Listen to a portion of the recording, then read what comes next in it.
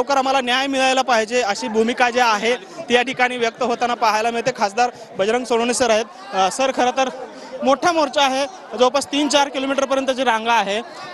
प्रमुख मागणी काय आहे? जनतेचा आक्रोश आहे।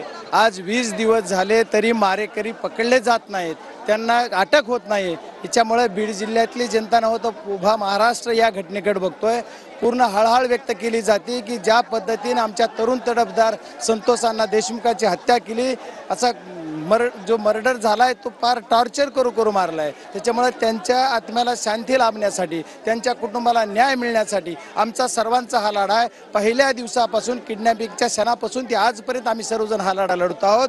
मी प्रामुख्याने पहिल्या दिवशी पण भूमिका घेतली, आजपर्यंत सुद्धा घेतो। उद्या यांना अटक होईपर्यंत आम्ही याच्याबरोबर आहोत। शासनानं प्रशासनानं याच्याकडे पूर्ण काळजीपूर्वक आणि गांभीर्यानं बघितलं पाहिजे, ते बघत नाही, हे दुर्दैव आहे। आज सुद्धा एवढी भलाढ्य एवढी हे आहे बघा, तरी कुठं पोलीस, तुम्हाला पोलीस दिसते का कुठे एवढ्यामध्ये? एवढ्या मोठ्या मोर्चामध्ये 1 लाख लोक असतील, पण इथं पोलीस यंत्रणा कमीत कमी 200, 450 तरी कुठे दिसते? एवढ्या ह्याच्यात 1 पोलीस कॉन्स्टेबल आणि 1 PI एवढं झालं की झालं, म्हणजे पोलीस यंत्रणाचा याच्यावर वचक नाहीये। मग खरं तर तुम्ही CIDचं पथक जे आहे ते काल परवापासून तपास करताय।